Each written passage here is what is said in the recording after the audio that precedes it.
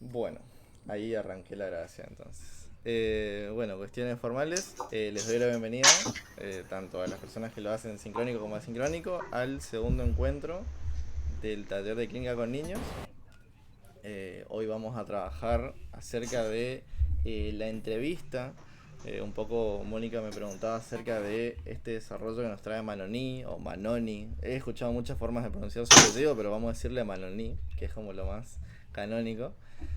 Vamos a trabajar también en relación acerca de unas puntuaciones que nos trae Ferenczi y Frisera, que es, o que fue, no sé realmente si en la actualidad sigue siendo el titular de la cátedra de clínica con niños de UCES en Buenos Aires. Por eso es como uno de los referentes, digamos, en la clínica con niños también en nuestro país a nivel nacional. Así que no vamos a perder, digamos, sus aportes en puntuación a los otros autores. Y particularmente una pregunta que va a guiar, digamos, nuestro encuentro de hoy, así como el encuentro pasado nos hemos preguntado acerca de cuál es el trasfondo con el cual estudiamos el psicoanálisis con niños en este taller, que es el trasfondo lacaniano. Es decir, hay muchos aportes en función del significante, lo simbólico, lo imaginario que también aparece.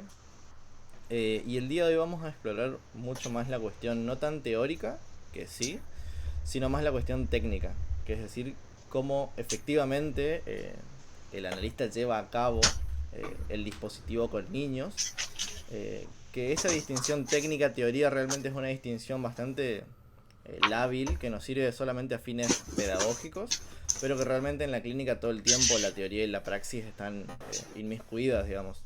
No podemos pensar una práctica sin teorizarla, porque estaríamos siendo más practicados que practicantes, es decir, quien no conoce los fundamentos teóricos de su dispositivo tiende a hacer cosas porque sí, y eso lleva a que nuestros pacientes estén como, casi les diría, congelados ahí en nuestros dispositivos y los dispositivos duren mucho tiempo y no se haga nada realmente. Eh, Sin embargo, darle demasiado valor a la teoría sin llevarla a la práctica nos convertiría en grandes elitistas del psicoanálisis, pero no realmente ensuciarnos, digamos, que es un poco lo que nos lleva a la práctica, manchar nuestros conceptos y ver cómo esos funcionan, digamos. Por eso es interesante esta dualidad teoría-práctica, porque ambas sostienen a la otra, digamos, es como una especie de relación moebiana, si queremos volver ahí a Lacan. Ambas están relacionadas y no sirven por separado, son necesarias pero no suficientes, podríamos decir. Bien, bueno, ahora les pregunto a ustedes, ¿pudieron revisar, pudieron leer algo del material? ¿Encontraron algo que les haya parecido interesante? ¿Les pareció poco interesante todo el material? No sé, ustedes me dirán.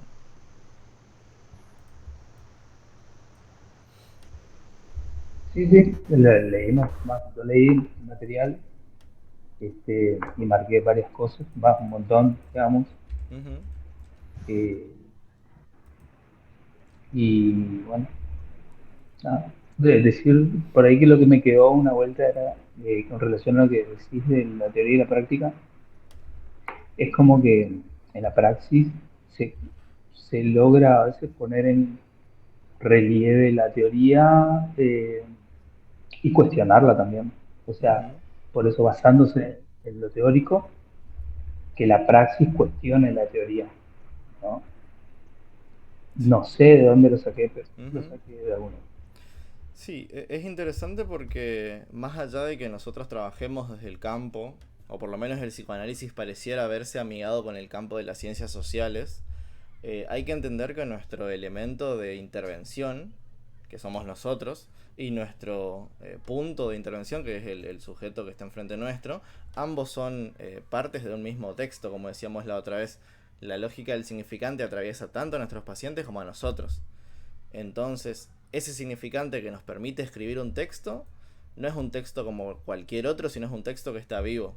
Y así como dice Christian, esta idea de que la práctica cuestiona la teoría, también es porque la práctica cambia todo el tiempo, porque es un texto que se actualiza tanto a sí mismo como en nuestra intervención. El analista no pasa desapercibido, digamos, en un proceso analítico o en la historia de vida de una persona, y por eso es que nosotros somos tan importantes para muchas veces para la figura del paciente, que tiene a su analista muchas veces en el lugar de alguien que es muy importante y que las cosas que dicen no pasan porque sí. Por eso es interesante cómo la práctica modifica la teoría en función de que es un texto que todo el tiempo está cambiando. Sería tonto pensar que nuestra teoría no debería cambiar si el elemento al cual intervenimos cambia todo el tiempo. Es seguir pensando que nuestros histéricos, nuestros neuróticos o quienes sean, siguen siendo los histéricos, neuróticos, obsesivos de la época freudiana, por ejemplo. Eh, si bien cambia la forma sintomática, eh, no cambia porque sí, porque la gente ha cambiado, sino porque el contexto también todo el tiempo está cambiando. Y que esto un poco lo podemos pensar en función de la pregunta que hacía Lucía en el encuentro anterior, o el encuentro que hicimos el sábado, en función de los antecedentes de la herencia familiar o del contexto que también determina cuáles son los lugares que nosotros tenemos, cuáles son las formas de maternar, de paternar, de analizar, y con qué otros discursos del psicoanálisis se encuentran en las instituciones. Que eso es algo muy interesante porque por lo menos el psicoanálisis con niños es el que más nos exige pensar la relación discursiva de psicoanálisis, educación, medicina, a veces el ámbito jurídico también está presente. Por eso es que nuestro texto no puede quedarse con el simple hecho de decir ya teorizamos esto, dejemos de pensar la infancia. Y por eso incluso estamos haciendo este taller que nos trae siempre nuevas preguntas, digamos. Iba a traer sobre Pregunto. esto. Perdón, sí, Cristian. No, es para tener en claro, cuando te referías al texto, que siempre por ahí se lee o se escucha, ¿qué se diferencia del discurso? O si hace diferencia o si es lo mismo. Si nos vamos a la especificidad de la teoría lacaniana, el texto es aquello que está construido por los significantes, es decir, lo que uno puede leer como material de análisis. Que el paciente venga y te diga algo o haga algún gesto que vos podés interpretar. Sin embargo, para Lacan el discurso va más allá del texto. El discurso, dice Lacan, son espacios al estilo de como cajas, digamos, donde uno puede ir poniendo distintas cosas y esas cosas operan en función del lugar en que uno los pone. Por eso tenemos, por ejemplo, el discurso universitario, tenemos el discurso analítico, el discurso del amo, en el cual podemos ver, por ejemplo, que el discurso trasciende a las personas y a las palabras que se usen.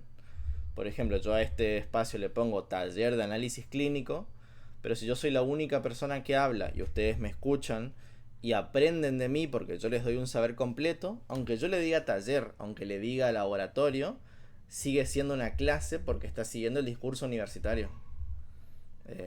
Porque los lugares que estamos ocupando son, en mi caso, el de docente y el de ustedes de aprendices.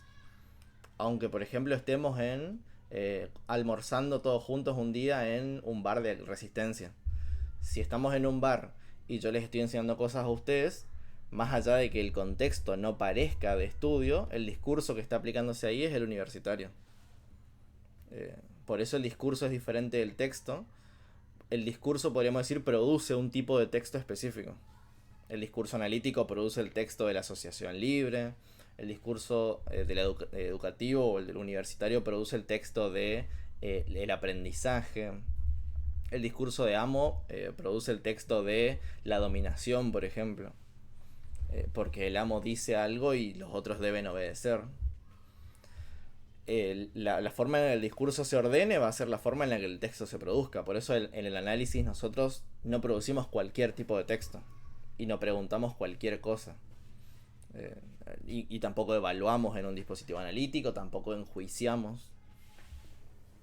Por eso es interesante ver ahí cómo el discurso produce texto.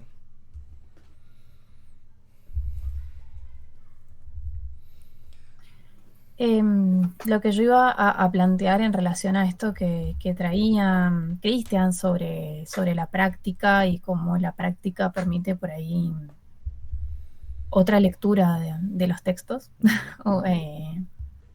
Pensaba en que, bueno, me pasó ahora leyendo algunos textos que algunos los di en la carrera cuando cursaba. Y, por ejemplo, el de la elasticidad de la técnica analítica, el de Frisera, el de Ferenczi, es como si lo estuviera leyendo de nuevo realmente. O sea, es como siento que nunca lo leí. Esa es mi sensación, realmente, que siento que nunca lo leí. como yo sé que lo tuve que leer, pero siento que no lo leí y me pasa que no sé ni si me lo tomaron, no sé ni cómo aprobé, digamos, porque ahora tengo preguntas en relación a conceptos a partir de cierta experiencia clínica en la que me doy cuenta que no sé si estoy entendiendo lo que quiere decir. Realmente me pasa eso con dos conceptos puntuales que trabaja el texto, que son el de tacto y el de sentir con.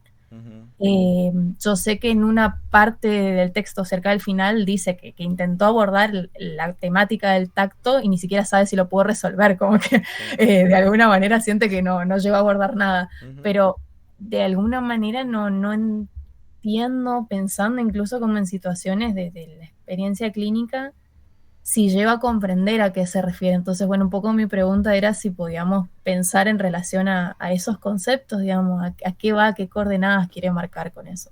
Bien, bien, bien. Pero sí es... Ahora, me meto primero para Sí. decir que yo tengo la impresión de que no le dan, en la cátedra no le dan bola a esos conceptos, que en la verdad es transversal a todo el texto. Sí. Y ahí en ese comentario y en esto que ustedes están marcando es donde podemos ver el ejemplo más claro que yo les decía recién. El texto es el mismo. El material significante que uno aborda cuando es alumno y cuando está haciendo, por ejemplo, una residencia, es el mismo. Ambos llegaron al texto de Ferenczi. Pero la forma en la que el discurso dispone la producción de conocimiento ahí es totalmente diferente.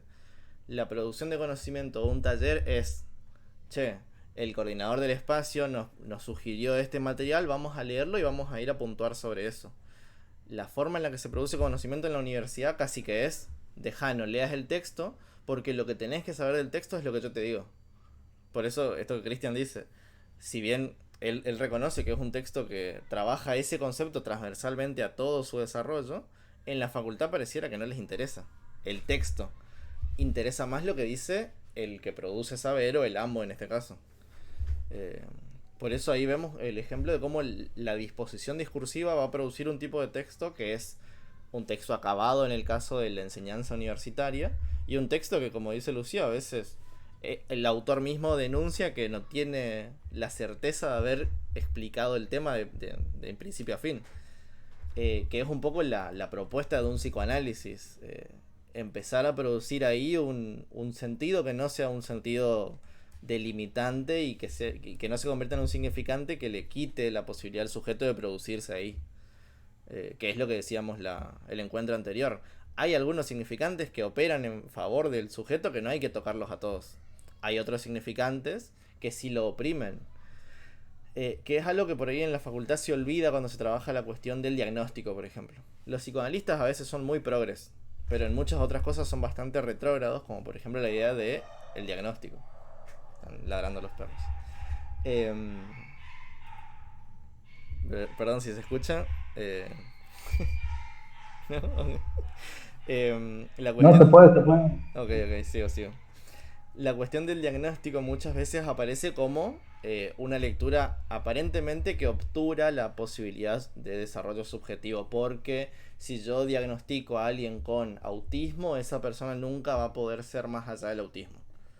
Pero, si la defino, la limito. Claro, es un problema, pareciera el diagnóstico, pero si pensamos que el significante no solamente delimita en función de la obturación, sino que también marca la cancha, porque es la forma en la que nosotros podemos entablar un diálogo con el otro. El significante del diagnóstico muchas veces quizás marca cuerpo, por ejemplo, en un sujeto que no tiene ni idea quién es, o en un sujeto que su nombre lo determina de forma negativa y quizás el diagnóstico le permite ser o hacer otra cosa. Por ejemplo, no sé, un sujeto que, me invento, toco de oído, un sujeto que necesite, por ejemplo, un CUD. Porque ese certificado le permite, por ejemplo, acceder a otra dinámica que quizás en una dinámica en la que no lo tiene, está alienado y depende de qué es lo que en la casa, por ejemplo, quieran de él. Quizás en esa especie de certificación significante, ese sujeto puede ingresar a otros espacios que no por decir, bueno, esa persona ahora tiene un cartel de que tiene una discapacidad, esa persona, ese significante lo ve como algo negativo. Por eso el significante no conoce propiedad privada, retomando lo del encuentro anterior, porque la propiedad privada del significante es inexistente. el autismo, hay sujetos incluso que dicen, yo prefiero llamarme autista antes que persona con autismo, como comentaba Lucía en el encuentro pasado, porque prefiero que yo me reconozca como una persona que tiene una condición y no como si yo fuera alguien que tiene el fantasma del autismo caminando al lado mío.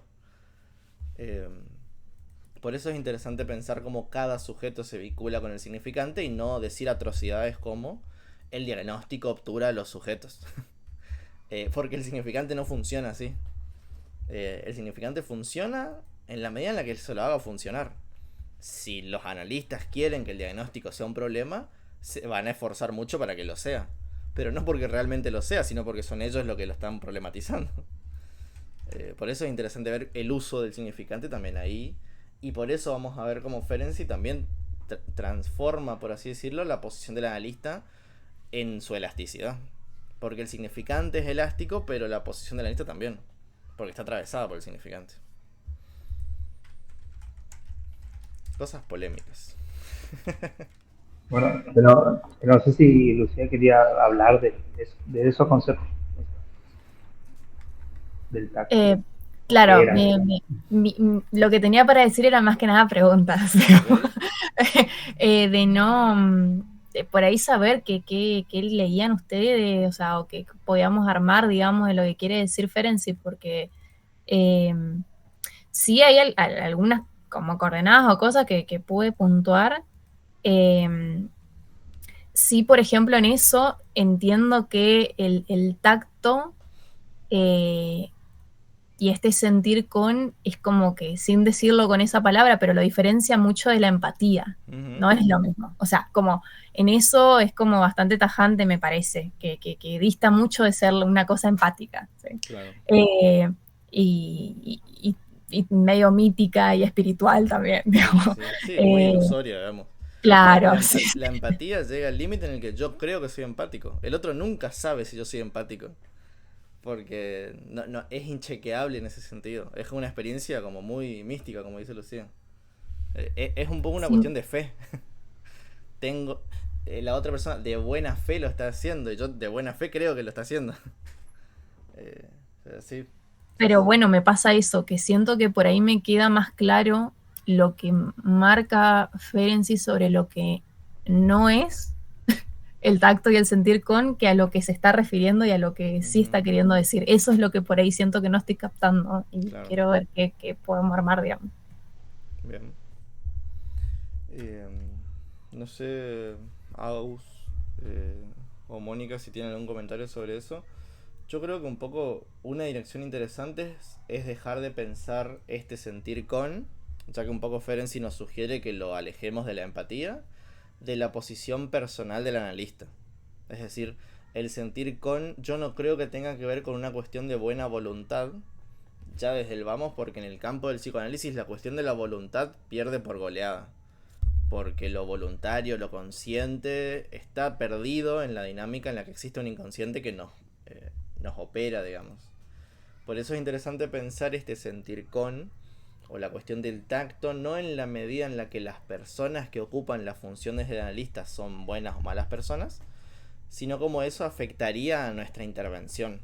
Es decir, está más en la dirección técnica, en la de la función del analista, que en la persona del analista. Es más un rasgo de la intervención que del carácter de las personas que estamos detrás de esas funciones. Que un poco se entiende si uno lo piensa en la dinámica de yo no creo que todos los analistas con niños amen a los niños. Eso no quita que puedan trabajar con ellos. Yo no creo que alguien que trabaje con niños sea porque su pasión en la vida es ser padre o madre. Y si así lo fuera, estaría por lo menos abordando un pequeño problema que en algún momento del análisis aparece, que es querer paternar a nuestros pacientes. Por eso se me hace que la cuestión de la empatía no creo que no se parezca, sino que yo creo que lo que Ferenczi hace es la empatía va por el lado de la persona del analista y la función del tacto va en la medida en la que como nosotros por tacto tocamos a nuestros pacientes en la medida en la que hacemos contacto vía intervención con ellos. La cuestión de la empatía por ahí tiende a difuminar la diferencia. yo hago como si fuera el otro, me pongo en su lugar. Sin embargo, la cuestión del tacto me parece que viene en dinámica de somos dos que estamos en el mismo lugar. No somos, hacemos como si fuéramos uno. Me parece que ahí también está la cuestión diferencial. Eh, y la cuestión del significante nos invita a pensar todo el tiempo que no somos uno, sino que siempre, por lo menos dos, para hacer sentido ahí. Y esa es más o menos la dirección, no sé qué piensan. Yo quiero saber un poco más, Lu, por qué, o sea, en qué sentido, digamos, capaz porque a mí me falta la parte práctica, digamos, y en qué sentido está la dificultad del sentir con o el tacto, digamos.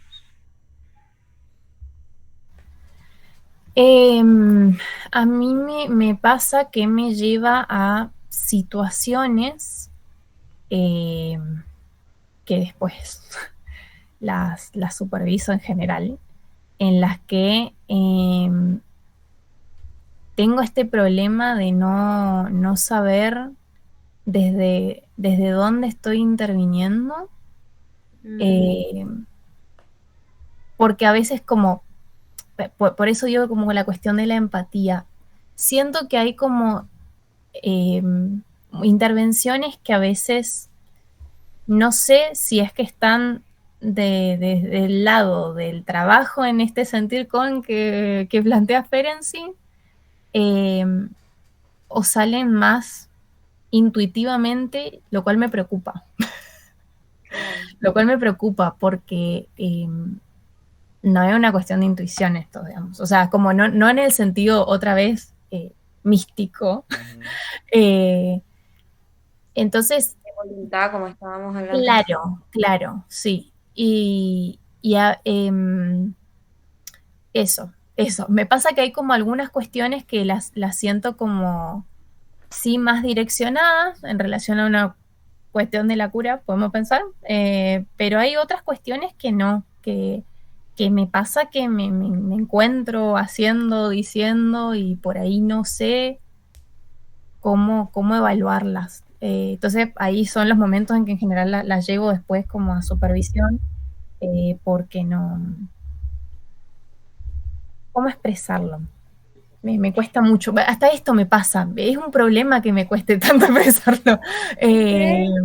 ¿Recuerdan cuál es la página? Porque tengo el texto al lado, pero como que leo y no me ubico. Sí. Acá lo tengo abierto. Espera. Porque habla, como decía Cristian, lo habla como a lo largo. Algo No, así. Para mí es la página yo también. 2, no sé. Sí, bueno. El párrafo empieza: si tratamos ahora de dar cuenta de ese recibo, Uh-huh. porque yo también estoy con problemas. Claro, y ahí en un momento dice, estoy convencido de que se trata de toda una cuestión de tacto psicológico, de saber cuándo y cómo se comunica algo al analizado, cuándo puede estimarse que el material proporcionado es suficiente para sacar conclusiones, en qué forma debe ser presentada, cómo puede responderse, cuándo debe uno callarse, en qué momento el silencio, o sea, marca mucho cuestiones en relación a la identificación de la temporalidad y al momento en el cual hacer, decir, marcar, cómo. Sí. Y en eso es lo que digo, me pasa que hay momentos en que siento que hay cosas que las direcciono y por los efectos de las intervenciones noto que fueron propiamente intervenciones que operaron como tal, y en una área que va resultando hacia el fin, digamos, de la finalidad, digamos, del espacio, y otras en que no, en que siento que hay como una cosa medio improvisada, digamos. Entonces, a mí eso me preocupa, o sea, realmente me preocupa de que encima me pasa que por ahí escucho como colegas, cuando les hago estas preguntas de como, che, pero me surgió decir esto, siempre justificando con una cosa de, bueno, pero eso se dio en transferencia. Como que si se dio en transferencia, está bien. Lo que sea que se dé, si se dio, por algo será. Era el momento. Claro. Era rari, ¿entendés? Entonces, bueno, un poco me pasa eso de querer entender un poco más cómo trabajar ese tacto y cómo trabajar ese sentir con, Creo para trabajar menos desde la improvisación, me parece, y desde el tanteo. Eso. ¿Puedo decir algo? Creo que la clave está donde dice tacto psicológico, ¿no? Como que lo lleva a ese nivel. eh, y luego después, como el instrumento del yo, lo disecciona en el yo divinal, digamos, y el yo intelectual. Ujú. Pero creo que marca esto de, de poder saber que estamos trabajando en algo donde tocamos, por eso tacto, hoy creo que lo dijo Francis, donde si tocamos, eh, producimos algo. Creo que tiene que ver con eso. Creo que es como, no sé si decirlo, como que crear una conciencia de en qué ámbito estamos trabajando y si queremos dirigir la cura, pero digamos, donde vamos a tocar el agua sabemos que va a ser onda Ujú. y en qué momento, digamos, que es algo artesanal, obviamente, no sé si improvisado, pero sí artesanal.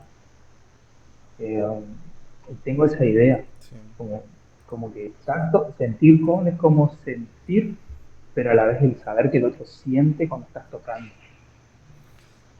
Sí, yo creo que la empatía, si volvemos como a esta comparación, viene más por el lado de sentir por el otro. Y el sentir con viene a la lectura de no eliminar a ese otro para poder seguir sintiendo.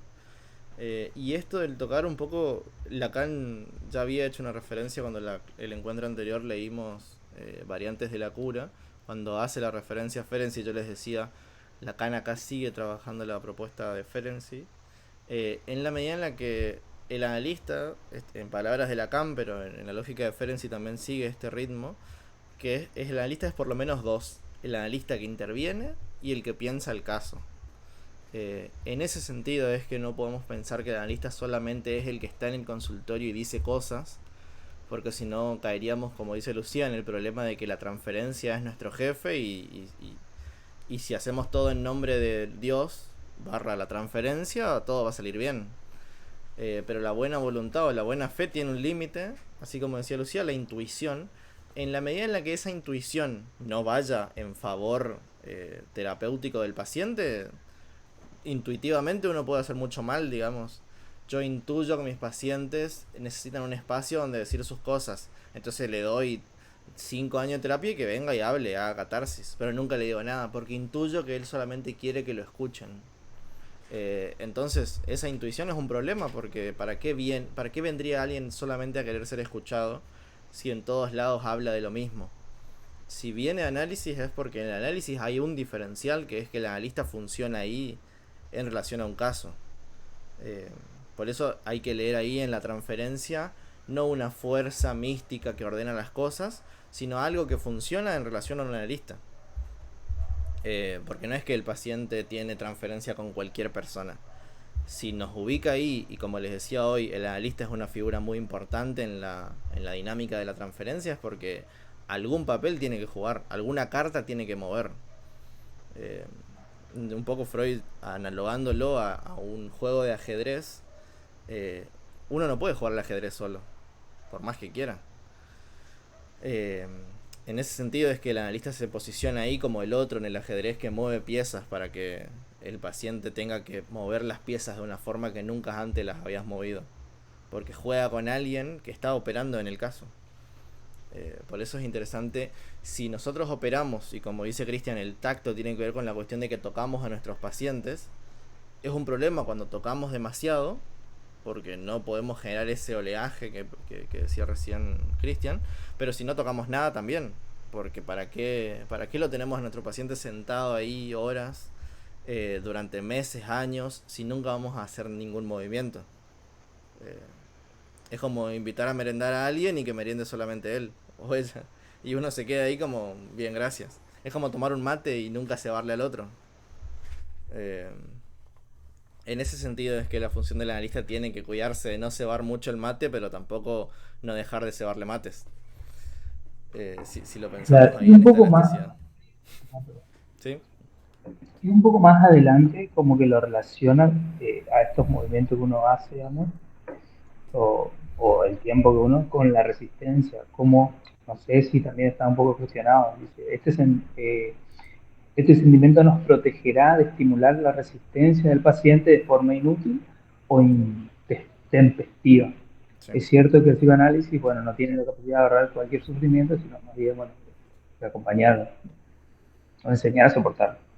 Pero como que habla ahí de la resistencia, como capaz que esto que vos decís de tocar mucho ya sería persona presente resistencia. Sí. Y es que la resistencia ahí, muy freudianamente, el concepto de resistencia, ¿no? Tiene que ver con la cuestión de la energía. Vieron que la resistencia de los aparatos funciona en la medida en la que si uno eleva demasiado la tensión, el aparato se apaga por protección. La dinámica que Freud plantea y que Ferenczi muy coherentemente sigue es que la resistencia funciona como una especie de cuidado del aparato. Si uno, al estilo freudiano, si uno impresiona mucho al aparato, el aparato tiende a cerrarse y a protegerse. Cuando uno interviene de una forma quizás muy agresiva, cuando no hay un rapport, si podemos usar ese concepto, que habilite a que uno pueda decirle cosas al paciente, el paciente lo primero que va a hacer es aplicar mecanismos de defensa. Negar al analista, no ir más, empezar a faltar, llegar tarde, no pagar. Todas las dinámicas que en la transferencia, Freud las llama contratransferencia, aparecen cuando uno como analista se pasa de la raya. ¿Cuál es esa raya? El marco en el cual el analizante nos quiere ubicar. Por eso la transferencia es un elemento tan necesario para nuestra práctica, pero es el que mayor problema nos genera. Porque la transferencia es la que nos dice, este es el lugar que vos tenés que ocupar. Pero en la medida en la que uno quiere moverse de ese lugar para poder hacer algo en el caso, y no era un movimiento posible, pierde. En el ajedrez pasa lo mismo. Un movimiento en falso que uno haga sin haber calculado el movimiento puede perder la partida. Por eso Freud piensa tanto la dinámica del ajedrez para la transferencia, o para el análisis. Hay un objetivo, y ese objetivo tiene que ser coherente con los movimientos que uno haga. Si yo quiero ganar, no puedo dejar que el otro me mate todas las piezas, porque no voy a tener elementos para jugar ahí. Las piezas del ajedrez son los significantes que uno mueve y opera en el campo, que es la transferencia. Por eso es interesante tener en cuenta ahí la coherencia del movimiento, la elasticidad de la técnica para el fin de análisis. ¿Sí, Lucía? Pensaba, por ejemplo, en relación a esto, por la pregunta que le a Agustina sobre alguna cuestión como clínica que me pasaba. Hay una paciente con la que me pasa hace un tiempo que cada vez que llega a la sesión, lo primero que me dice es que me extrañó. Me dice, te extrañé. Arranca diciendo eso. ¿Por qué? Porque en general acude en periodos muy espaciados, de 2 meses, un mes, digamos, como pasa esto de que ella me dice que quiere venir, que quiere volver, que quiere por ahí iniciar el espacio. Otra vez, como siempre es esta cosa de volver, y en el momento en que lo termina haciendo, dice, te extrañé. Parte de la condición de eso es que yo tenga un turno en el que la espere, pero pareciera ser como también algo que está sucediendo de que si yo le doy turnos muy de seguido, no se da tiempo a que ella me extrañe. Es algo raro ahí que está pasando en eso, digamos. Entonces yo estoy como recién ahora pudiendo leer que algo pasa. O sea, yo antes no me daba cuenta. Cuando me decía esto de te extrañé, yo simplemente sabía que no era conmigo. O sea, simplemente estaba advertida de eso, que no era conmigo que me extrañaba. Pero no podía leer eso en coordenada de qué era lo que pasaba, digamos. ¿Por qué en ese lugar transferencial ella me extraña, digamos? Entonces ahora me pasa, por eso también traigo esta cuestión del tacto en relación a los tiempos y cómo manejar esto en las intervenciones, por ahí que no sé hasta cuándo, cómo hacer esto de si seguir citándola de la misma manera, seguir habilitando el mismo lugar, porque yo todavía tampoco estoy entendiendo bien qué es esto que está pasando ahí en relación al extrañar al otro, digamos. Entonces, por eso digo como estar atenta a estas cosas, porque si yo en esto, por ejemplo, interviniera de cualquier manera, y capaz que ya ni viene. Entonces, a eso voy como con cuestiones del tacto, que por ahí me pasa que hay momentos en que no me queda tan claro cómo hacer. Bueno, pero fíjate qué interesante que es que si alguien estuviera salvajemente interpretando, digamos, a la segunda sesión donde te dice te extrañé, uno ya quiere atinar a, epa, ¿por qué me extrañó? ¿Qué está esperando? ¿Qué? Pero esto de darse cuenta como después, ¿no? De escuchar ahí recién y darte este tiempo, digamos, para ver si hay una intervención en relación a eso, creo que tiene que ver con el tacto. Ujú. Sí, y con un poco Ferenczi lo dice, la modestia del analista, digamos, en función de poder esperar ese no saber y reconocer que hay un límite que es que en esa posición no es que uno tiene que decir, bueno, si me extrañó para que el tratamiento siga, yo tengo que darle un turno mucho más cerca, digamos. Porque uno puede tender a saturar, digamos, quizás el extrañar sea el impulso para decir, bueno, ahora que lo extraño, quiero ir al análisis, quiero ir a ese espacio. Y quizás sea el motor que está moviendo ese análisis y uno diría, bueno, para que ella esté más enganchada con el análisis, no me tiene que extrañar y nos vamos a ver todas las semanas. O quiero que me extrañe mucho, así trabaja más y nos vamos a ver una vez cada 2 meses o cada 3 meses. Es un tema ahí la cuestión de la elasticidad porque uno puede saturar o puede vaciar el espacio. Y ahí aparecen las patologías winnicottianas del espacio transicional, digamos. Puede hacer que el paciente crea que tiene que esforzarse más para con su analista, o puede haber que su analista trabaja mucho y él no tiene que hacer nada ahí. Que ese es un problema gigante, cuando los analistas piensan que tienen que producir más para darles a sus pacientes algo que ellos supuestamente esperan. Y por eso nos diferenciamos en tanto analistas de otros discursos que brindan un servicio, dan un producto. Es un problema enorme, digamos, porque estamos atravesados por las lógicas capitalistas y uno recibe una compensación por su trabajo y piensa que tiene que producir algo. Y muchas veces el análisis, en vez de producir, reordena los elementos que ya estaban ahí. Y está muy bien, digamos. De- digamos, dependiendo de cuál era el punto de inicio. Qué sé yo, uno cuando quiere ganar una partida de ajedrez, volviendo a eso, no inventa una pieza nueva. Se las ingenia con las piezas que tiene en el campo. Pero fíjate que se me viene a la cabeza la tensión flotante y la importancia que puede resultar esto, jugando un poco con lo que puede llegar a pasar, Lucía, eh, que una sesión no te lo diga, por ejemplo.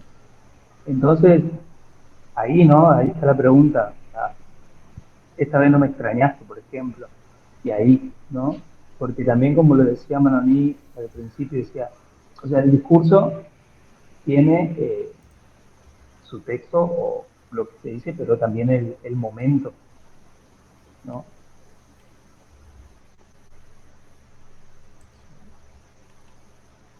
Sí, disculpen. Yo lo relaciono al tacto más bien con la mesura, con la prudencia, pero yo creo que uno adquiere eso con los años o con la experiencia, ¿no es cierto? Entiendo que al comienzo vamos a querer ser un poquito apresurados o querer cumplir con nuestro objetivo, pero también, no sé si está bien la Uh-huh. comparación, pero creo que la experiencia es la que te dice, ay no, cuando vos revisás cómo te fue con ese paciente, con el analizado, acá no tendría que haber dicho esto, o me pasé, o tendría que haberme callado, no sé, en la reflexión personal, digamos. Sí. Sí, Pero no sé. sí, en ese sentido estoy de acuerdo con Mónica porque es bastante aristotélica la cosa. eh, Porque, bueno, un poco Aristóteles plantea esta lectura de la mesura y de la prudencia que tienen que ver con la posición ética. Y si tiene que ver con la ética, un poco si seguimos en esta lectura aristotélica, tiene que ver evidentemente con la política, con el momento en el que uno para la acción para reflexionar sobre eso. Y ahí volvamos a esta propuesta lacaniana de está muy buena la posición del analista en la intervención, pero también hay que pensar esa intervención. Porque sí es interesante esta cuestión de la experiencia y del aprendizaje, pero el problema de la experiencia es que muchas veces obtura la reflexión. Como yo hace mucho tiempo soy analista, ya sé lo que tengo que hacer. Naturalizás, claro. Sí. Y ahí está lo que dice Lucía, la cuestión de la... Me sale la obviedad, pero ¿cómo era? No me sale la palabra. Intuición. Intuición, gracias. Bueno, es una palabra tan obvia que no me salía. Sale la cuestión de la intuición. Intuyo porque ya me ha pasado muchas veces esto que tengo que hacer aquello. Que es un problema tanto para iniciantes como para analistas ya practicados, podríamos decir. Por eso siempre se piensa en practicante y analizante, porque son elementos que no terminan acabados hasta que el analista deja de practicar el psicoanálisis y hasta que el analizante deja de ser analizante, digamos. Por eso no hay un fin de análisis definitivo, no es que uno se cura de su neurosis.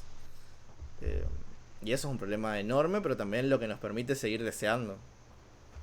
Por eso es interesante pensar esta doble lógica. La experiencia guiada de un poco lo que Aristóteles nos sugiere, es la idea del consejo. De que el otro pueda decir algo de su experiencia, y por eso tenemos en análisis el espacio de supervisión, como dice Lucía. Por eso no solucionamos nuestros problemas atendiendo a más pacientes, sino preguntándonos por los pacientes que atendimos. Sí, de hecho, eso iba a traer justo porque a mí me pasa que para mí fue muy raro poder usar la palabra intuición ahora, porque yo la suelo usar en otro sentido. Uh-huh. Es como volver al encuentro anterior, pero me pasa que hay ciertas cosas en las que sí me parece interesante la intuición, pero en otro sentido que es como más el de la sensibilidad, digamos, no sé cómo plantearlo. O sea, me despertaste esto cuando dijiste lo de lo obvio. Como del feeling.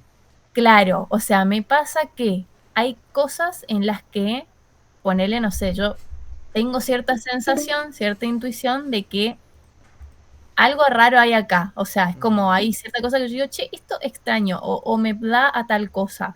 Ponele, la otra vez me pasó de pensar ante X situación, que la madre de un paciente estaba teniendo una pareja que era en realidad parte de la familia, digamos, tipo como que una mujer de la familia, una cuñada, de repente yo sospeché que era la pareja, que no venía como la cuñada, sino que la que me dijo que era la cuñada, por cómo me lo dijo, que yo empecé a sospechar y dije, che, estarán saliendo todo. Bueno, eso creo que una cosa es tomarlo desde la intuición de lo obvio, de decir, sí, seguro que es así, seguro que se recogen, porque mira cómo la miró. Ay, perdón, esto está grabado. Y otra cosa, perdón, y otra cosa me parece es después la pregunta que yo me hice de dónde salió que yo flashé esa, o sea, ¿por qué me dio eso? ¿Entendés? O sea, ¿en qué punto esto se me ocurre? Claro. ¿Esto es algo azaroso que se me viene? ¿Es algo que tiene que ver en relación a lo que vengo trabajando en el caso? No me parece una cosa azarosa. O sea, es como por lo menos me deja el signo de interrogación, sí, que creo que es la diferencia de la intuición obvia de la intuición en tanto sensación. Pongo signo de pregunta y veo qué onda. Sí. Y ahí es muy interesante porque esto que trae Lucía nos sirve para poder pensar la cuestión de cómo nuestros analizantes nos enseñan cosas todo el tiempo. Y ahí es donde Lucía piensa esta cuestión, y yo le pongo capaz este otro significante que apareció en el caso de extrañarse. Y ahí es donde uno como analista también tiene que extrañarse. No en función de las ganas que tiene de verse, sino de que uno es extraño en el lugar que está habitando. Y como es extraño, como todo extranjero, está abordando un campo que no conoce cuál es el lenguaje. Es decir, si nosotros creemos que todas las cosas que nos dicen nuestros analizantes las entendemos, estamos en un gran problema. Porque es como ir a, qué sé yo, a un país donde hablen inglés y desconocer que existen los falsos cognados. Pensar que dos palabras que se dicen igual, por ejemplo, actually, no es actualmente. Ese es el problema que el analista cae cuando no reconoce que es un extraño en el campo que está habitando. Cuando cree que es él al cual los pacientes vienen a demandarle cosas. Y es a su función. nosotros ahí funcionamos como unos intérpretes, porque no entendemos el idioma que el otro habla, pero suponemos que hay una posibilidad de diálogo. Y es ahí donde extrañarse puede ser te extraño mucho o te desconozco. Sos un extraño. O lo que hablábamos en la sesión, el encuentro pasado. Qué guapo que son los albañiles. No es solamente que laburan bien, sino capaz que eran lindos. Y es ahí donde nos acordamos de la potencia que el significante tiene en nuestros dispositivos. Por eso es interesante ir a reconocer cómo uno como analista no sabe qué nos están diciendo los pacientes, aunque les hagan sentido las palabras que conectan. Capaz que te extraños, más allá de sea hace rato te quería ver, sea un te desconozco y porque me gusta hablar con desconocidos, es que vengo. Esto puede ser que esté relacionado con, yo anoté acá, Manoni, refiriéndose a la enseñanza de Lacan, dice, esta palabra, en relación a la palabra, está en el discurso, no siempre es fácil de aprender, ya que el hombre utiliza a menudo el lenguaje para ocultarla o ahogarla. Sí, sí. Hay una frase que dice Lacan que es medio trabalenguas, que es que, dice Lacan, que se diga queda oculto tras lo que se dice al hablar. Eh, y ahí un poco Lacan expresa esta doble línea de significación que es el enunciado, que es lo que se dice, pero el problema es, dice Lacan, que es que eso que se dice oculta que eso sea dicho. Lacan discute en un momento con Hegel en la dialéctica del amo y el esclavo, así como muy resumidamente. Hegel dice que al principio de la sociedad humana, cuando la sociedad se constituye, así como la horda primitiva en Freud, Hegel también tiene su especie de mito inicial. Dice que hay dos hombres que están dispuestos a una lucha y que la sociedad inicia cuando esos dos hombres en lucha, uno de los dos se rinde. Entonces ese que se rinde se convierte en el esclavo y el que gana se convierte en el amo. Entonces Hegel dice al inicio de la cultura hay un acto. A lo que Lacan le corrige y dice antes del acto está el verbo. Es decir, para que el acto sea un acto debe haber un verbo que lo constituya. Es decir, para que yo pueda levantar la bandera blanca y decir esa bandera significa me rindo, de antemano tuvimos que estar de acuerdo para que esa bandera blanca significa rendición y no meteme 3 tiros. En ese sentido es que en esta propuesta, cada vez que nosotros escuchamos que nuestros pacientes nos dicen algo, no hay que perder de vista que eso que se está diciendo en realidad ya está predeterminado. Es decir, bueno, uno diría, qué boludez, es muy sencillo cuando nuestros pacientes nos dicen me fui a comprar pan y en vez de decirle te pago, le dije te pego. Sí, es muy fácil darnos cuenta de que hay una significación detrás. Pero ¿qué pasa si el hecho que nos está contando nuestro paciente es una situación de abuso? Uno se queda impactado por la situación de abuso, pero no se está dando cuenta que detrás de eso hay algo que se está diciendo. Por eso es muy fácil caer en la idea de que la realidad empírica tiene mucho más valor que la palabra cuando pasan situaciones como estas. Y uno dice, bueno, no, pero si mi paciente está siendo abusado, yo tengo que ser empático, no tengo que hablar del tema porque le va a hacer mal. Capaz que eso le pasa a nuestro paciente en todos los lugares que quiera hablar del tema. Y el análisis es el único lugar donde puede sacarlo. Porque sabe que su analista no le tiene lástima, no le siente pena. Pero si su analista le tiene lástima, le siente pena, está igual que cualquier otra persona que le cuente lo que le pasa. Por eso es interesante no olvidar que lo que se dice detrás tiene algo más que lo que se está diciendo efectivamente. Es un problema, digamos, porque nosotros estamos muy mal acostumbrados a pensar de que el lenguaje solamente sirve para comunicarse.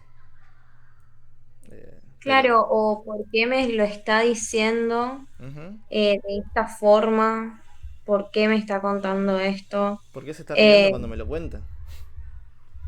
sí, o por ejemplo, también nosotros estábamos en una entrevista con una madre que estaba relatando el abuso de una de sus hijas. Uh-huh.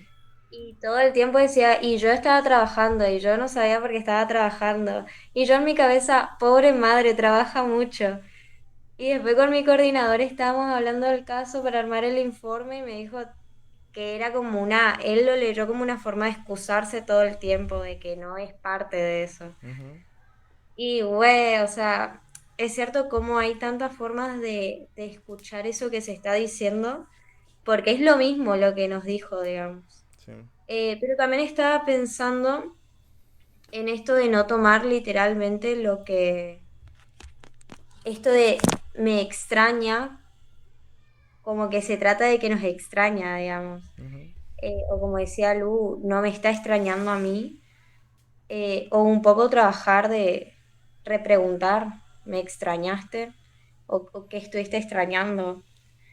En vez de, pero yo creo que es dificilísimo no reaccionar, digamos. O sea, Ujú. estamos como tan acostumbrados a la conversación, al ida y vuelta, que por ahí repreguntar te abre a otros sentidos, digamos.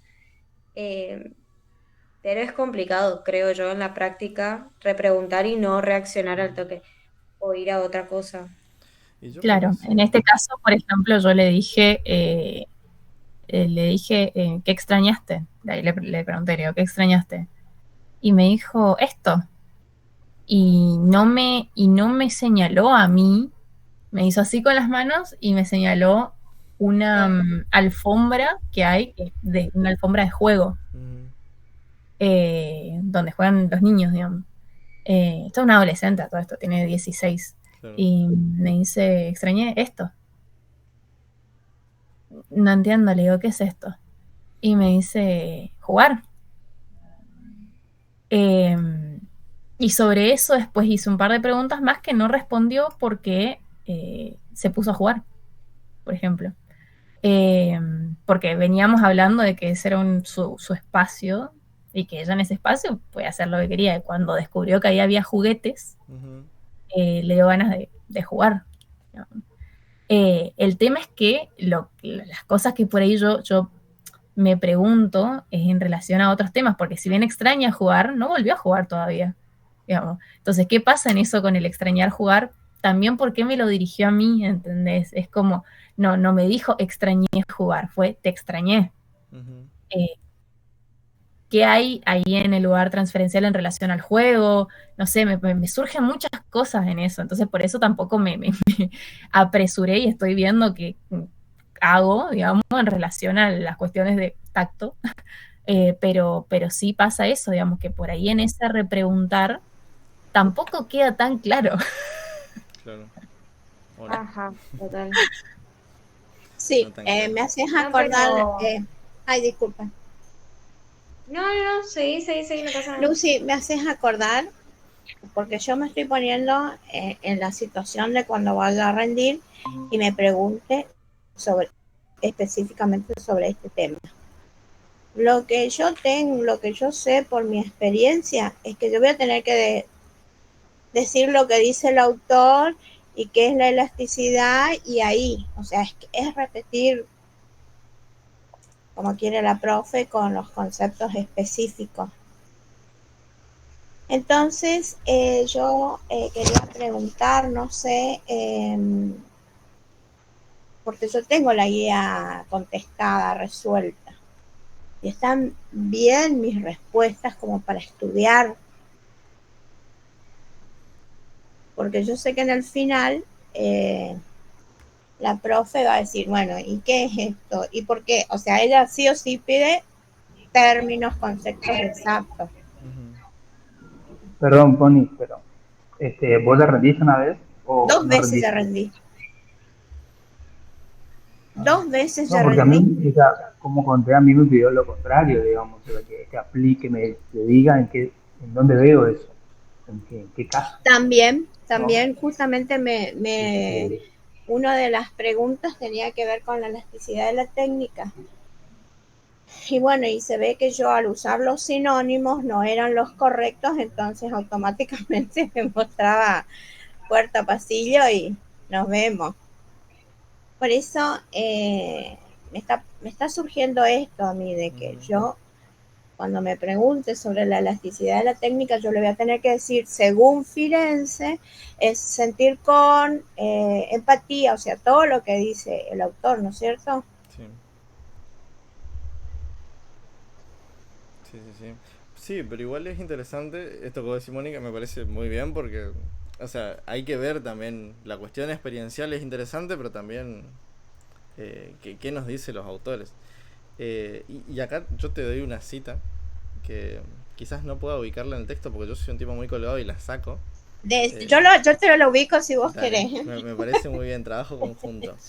Dice, hay que ceder a las tendencias del paciente como si se tratara de un hilo extensible, Sí, pero sin abandonar la atracción en la dirección de las propias opiniones.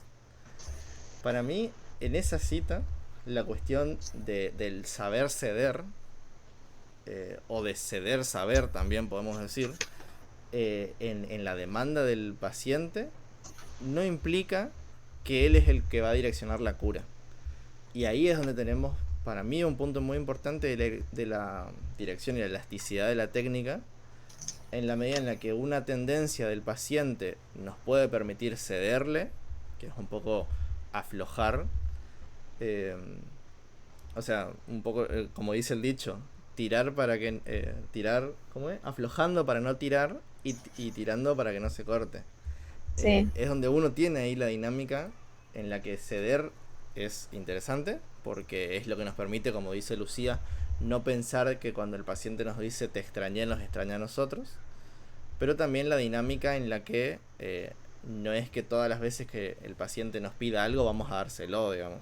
Claro, ahí en la página 5, en el tercer párrafo está lo que decís, Pancho. Bien. Y también en la última hoja, la número 8, Uh-huh. en el primer párrafo dice, era por el comentario que yo hice del tema de la experiencia, aparece en el autor, ¿viste? Uh-huh. Por eso nomás yo por ahí opino y digo sí. Sí. Fíjate en el primer párrafo dice la experiencia y la normalidad del analista deberán decidir si se debería despojar al tacto de su carácter místico. Uh-huh.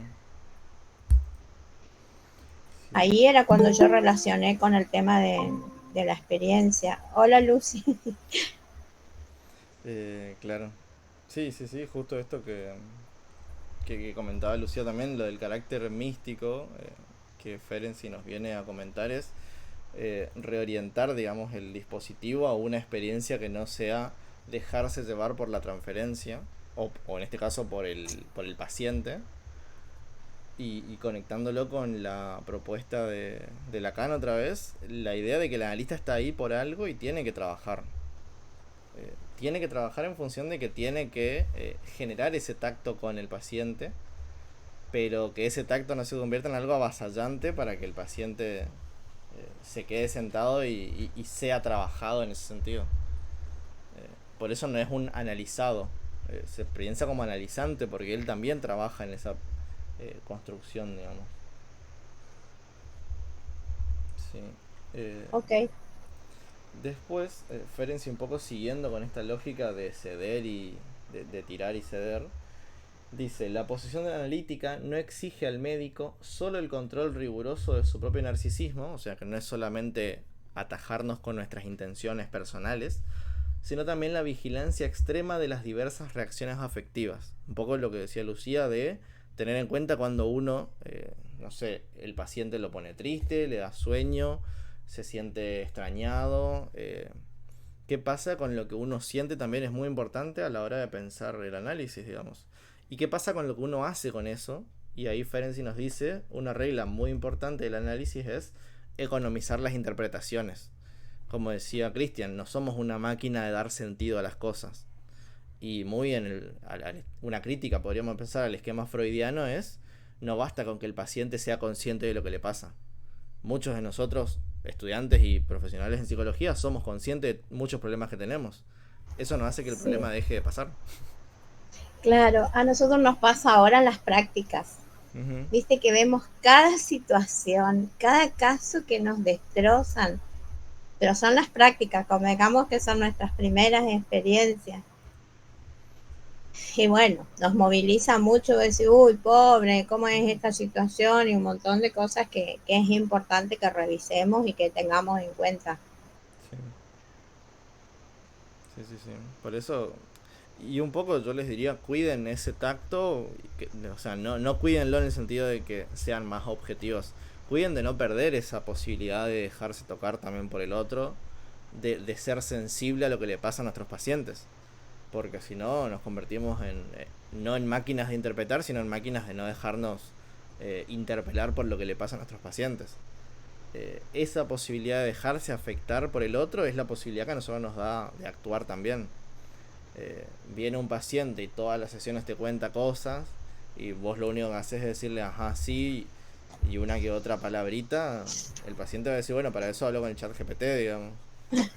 Le pido interpretaciones al chat GPT, capaz que me tira mejores interpretaciones y no le pago. Porque la función del pago también es muy importante en psicoanálisis. Los pacientes pagan porque es muy imposible neuróticamente soportar que el otro te dé algo porque sí. El otro siempre te da algo y en eso que te da te condiciona. La incondicionalidad es condicionante, digamos. Que el otro te dé todo sin pedirte nada hace que vos sienta que le debes la vida, más o menos. En ese sentido el analista está ahí por algo y para algo, digamos. Está por algo porque el paciente lo invita a tomar ese lugar. El analista puede rechazar esa invitación. Es como una invitación a bailar, por eso se piensa la transferencia como un partener ahí de danza, porque así como en el baile uno no puede hacer cualquier movimiento, porque agarrarlo, pisás al otro y se termina el baile. Yo no puedo estar bailando cumbia y el otro chacarera, no sé, cualquier estilo de baile, tango. En ese sentido es que el otro, analista y paciente, tienen que sinergiar y somos nosotros los que nos formamos para eso. El paciente no sabe qué es una transferencia, no sabe qué es el otro, el lenguaje, el significante. Somos nosotros los que tenemos que estar advertidos de cómo baila nuestro partener para poder adecuarnos, pero también para poder exigir cosas. Que Bueno, esa es para un guiar. poco la elasticidad de la técnica. Orientar el tratamiento no es orientar al paciente, pero tampoco lo excluye. No es que nosotros proponemos un cronograma de trabajo y si el paciente no puede responder, bueno, pobre paciente, no. Se reconoce que hay ahí una persona, pero también hay una dirección de la cura, digamos. Por eso es interesante cómo la elasticidad de la técnica en Ferenczi nos permite pensar la docilidad del analista como su agresividad también. Es decir, el analista agresivamente mueve, ejecuta estrategias para la transferencia, pero también a veces cede muchas cosas. Yo a todos mis pacientes les cobro 10.000, pero un paciente me dice, no, yo no puedo pagar 10.000. Entonces, bueno, lo mandás con otro analista. O no, o decís, bueno, puede ser en este caso una intervención que el precio sea menos porque mi paciente, no es lo mismo una persona que gane 1.000.000 de pesos y le salga 1.000 pesos el análisis a una persona que le salga 1.000 pesos el análisis y gane 1.000 pesos por mes. El valor en esos dos sujetos es totalmente diferente. Por eso universalizar intervenciones, reglas o encuadres, lo único que le genera es problemas al analista, porque le impide su acceso a la función de analista. Por eso la elasticidad de la técnica, piénsenla también como un movimiento de cadera que el analista tiene que hacer. En la medida en la que hay cosas que tiene que ceder y que exigir. Porque el dispositivo tiene reglas. Yo les decía el encuentro pasado, hay una regla que es la regla fundamental, que es la de la asociación libre. No es porque seamos malos y querramos que nuestros pacientes digan boludeces todo el tiempo. Es porque suponemos que sin esa regla no hay un psicoanálisis. Y si no hay un psicoanálisis, ¿para qué corno le estamos cobrando a nuestros pacientes? Por eso dice Ferenczi, el analista no puede abandonarse a sus placeres o al narcisismo. Yo quisiera ganar mucha plata atendiendo pacientes, no por eso le voy a cobrar millonadas a mis pacientes. Y sobre todo dice, el resultado ideal de un análisis acabado es esta elasticidad de la técnica que exige también al analista. Si dice que exige también al analista es porque la elasticidad también se propone para nuestros analizantes. Ellos también tienen que poder ser flexibles con el dispositivo, pero también con sus demandas. Argumento a favor, dice, de la necesidad absoluta de una regla fundamental del psicoanálisis, que es lo que les decía recién. Una asociación libre para un lado, y el analista también sigue una regla, que es la de la atención parejamente flotante. No podemos pedirle a nuestros pacientes que digan lo que se le ocurra si nosotros solamente queremos escuchar que su mamá o su papá no le querían de chiquito. En ese sentido es que no podemos volvernos analistas edípicos como Freud lo proponía, porque todo lo que salga del Edipo lo escucharemos como perversión o como psicosis. Uno escucha y a partir de eso que escucha significa. Las cosas no están significadas de antemano, porque no hay propiedad privada del significante, otra vez. Dice, la única base fiable de una buena técnica analítica es el análisis del analista. Ferenczi dice el análisis finalizado, pero yo medio estoy en problemas con esa idea del análisis finalizado. Yo Sí, también voy a estar en problemas. sí, por lo menos un análisis suficiente, vamos a decir. Suficientemente bueno, si queremos ser winnicottianos ahí. Pero sí, vos, Mónica, decirle análisis finalizado al analista. Textual, porque Textual. fuera me va. Y si te dice no, decirle, agarrar una ouija, preguntarle a Ferenczi, a mí no. Pero sí, es muy interesante porque Ferenczi todo el tiempo pone la responsabilidad, al igual que Lacan, en el analista, no en el paciente. Tipo, somos nosotros los que estamos laburando ahí. El paciente sí, está todo este chiste de que el psicoanálisis es el único lugar donde uno paga para trabajar. Pero porque el analista también paga con su posición. Y paga tanto con su posición que el único momento en el que deja de ser útil es cuando el análisis termina. El analista queda ahí como un resto. El analista es ese vuelto que no tiene ningún valor cuando el análisis termina. Ya me curé de mis síntomas. Qué pavada que me está diciendo mi analista, no quiero venir más a análisis. Un poco es lo que pasa al final de los análisis. Así que uno como analista tiene que tener el ego bastante higienizado, vamos a decir, para no quedarse sucio cuando tu paciente no quiere venir más. Porque vos no sos ahí el importante. De hecho, el paciente tampoco lo es. Es lo que puede producirse ahí en ese entre dos. Por eso es interesante ver cómo el analista tiene que estar muy atento de que juega un papel de suplente, porque está semblanteando, si podemos conjugar así esa palabra, a otra cosa. El paciente no tiene problemas con el analista, pero es con el analista con el cual esos problemas van a laburarse y actualizarse.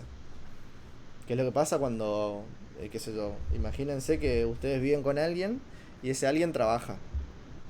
Tuvo problema en el trabajo, pero viene y se pelea con ustedes. Y se pelea con ustedes no porque los odia a ustedes, es porque tuvo problema en el trabajo.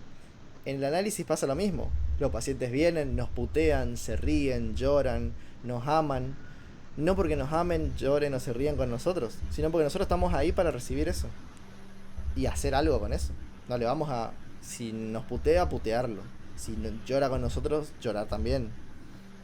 Es ahí la técnica que uno adopta, digamos. Si mi paciente me cuenta algo riéndose, capaz que yo me pongo en una posición más solemne y digo, ¿por qué eso es gracioso? O si mi paciente llora por algo, reírme de eso capaz lo ayuda. Por eso es interesante ver ahí como el analista no es cualquier persona. Pero cualquier persona podría ser analista. Bien. Bueno, eso por lo menos con lo que respecta a Ferenczi. No sé, Mónica, si vos que sos más esquemática que yo, me agrada de hecho.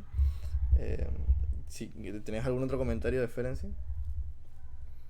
No, viste que después él utiliza las intervenciones que hay que economizarlas, ya hablamos, del sentir con, de la ecuación personal, de eso hablamos. Y también habla de higienizar, que sería de todo esto también que estamos relacionando. Sí, es como no estar sucio, porque cuando uno, o sea, si lo queremos pensar argentinamente, higienizar sería no ser cola de paja. No pensar que nuestros pacientes dejan de venir porque metimos la pata. Capaz que sí, a veces hacemos cosas para que nuestros pacientes no vengan más. Pero no pensar que eso es porque hay una especie de cizaña con nuestra persona y uno tiene que tener cuidado después de hacer eso con otros pacientes. Porque si no, uno va reduciendo su rango de acción hasta convertirse en una piedra que no hace nada en el análisis. Claro. Y por eso hay que tener en cuenta esta elasticidad, porque no hacer nada es igual de peligroso que hacer todo el tiempo. Eh, Porque en una se puede cortar y en la otra nunca se estira. Sí. Bien. Sí, bastante pedagógico, digamos. Eh, Ferenczi. Después, lo que hace Frisera con la lectura de Ferenczi es muy interesante porque si bien lo interpela, eh, reafirma muchos enunciados que este tiene, ya lo incorpora en la lógica lacaniana. Ferenczi, si bien comparte muchas ideas con Lacan, Frisera es un tipo que sí ya ha leído a Lacan, tiene una posibilidad de hacer este entrecruzamiento y ya articula lo que él llama la fantasmática de los padres y la fantasmática del analista.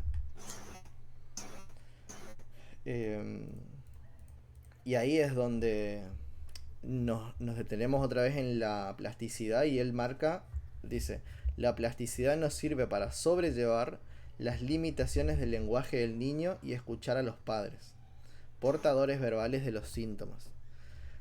Y acá es muy interesante porque hace que el síntoma del niño no sea solamente una cuestión de él, digamos.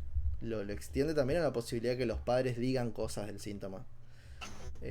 Digan cosas significa que ellos puedan hacer uso de las palabras y decir cosas, no porque el analizante o el niño no diga cosas, sino que las dice en clave de juego, digamos. Por eso dice, hace referencia a la plasticidad de hacer el juego un parámetro fundamental de nuestra técnica. Ahí Frisera se pone muy kleiniano, digamos. Y dice, Ferenczi nos llama a ocupar especialmente el lugar del psicoanalista, por el cual considera que el análisis no ha de tener identificaciones narcisísticas muy sólidas. Es decir, el analista no tiene que ofrecer su forma de ser como modelo de las cosas. No es que porque él haya estudiado una carrera, viva en una sociedad medianamente bien, trabaje, significa que el niño o nuestros pacientes tienen que ser como nosotros. Por eso no tiene que ofrecer identificaciones muy sólidas, pero sí algunas identificaciones. A ver, nuestros pacientes se identifican con nosotros constantemente y no sé si les pasará a ustedes cuando practican o si se dedican al psicoanálisis. Uno como analizante, si va a un análisis, muchas veces se encuentra diciendo cosas que diría su analista.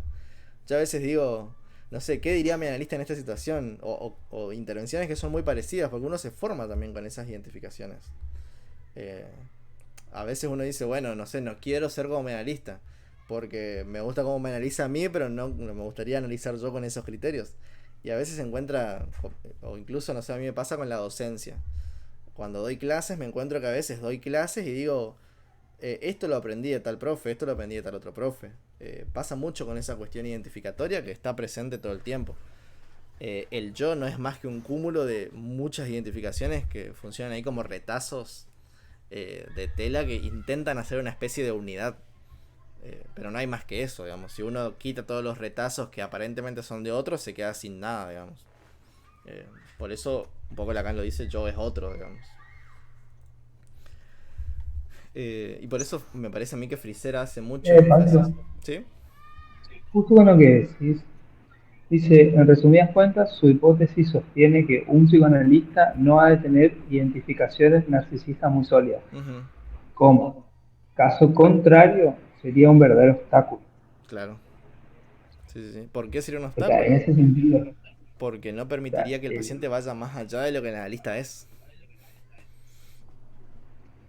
Si mi paciente, qué sé yo, por ejemplo, mi paciente tiene con problemas del trabajo y su problema es que trabaja demasiado. Y el analista es un muy buen trabajador, no tiene ningún problema con el trabajo. La solución de ese paciente, si el analista propone su posición como identificación sólida, es que el paciente trabaje de forma más eficiente. Pero como su problema es el trabajo, es un obstáculo porque nunca va a poder hacer otra cosa que no sea trabajar. Porque lo único que sabe ese analista es trabajar. Por eso es un obstáculo que el analista proponga su forma de ser como la forma correcta de existir. Claro. Por eso cuando nuestros amigos nos dan consejos, capaz que el consejo es buenísimo, pero si seguimos el consejo estamos haciendo algo que esa persona haría. Y a veces eso te hace pasarla peor que mejor, digamos. Tampoco hacerse cargo. Claro, obvio. Uno dice, bueno, No puede- me fue mal.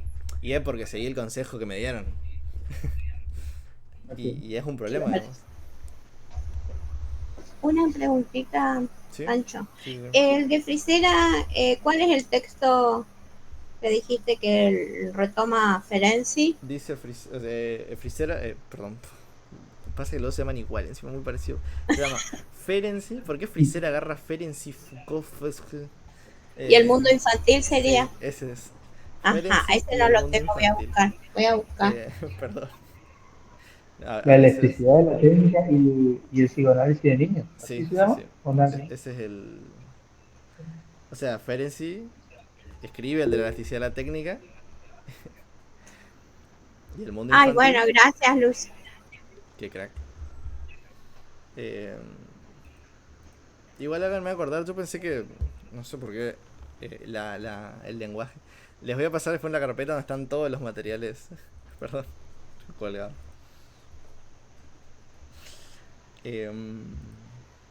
Entonces, por eso para mí Frisera plantea esto de Ferenczi, de que las identificaciones son un problema, porque las identificaciones lo que tienen es que son una.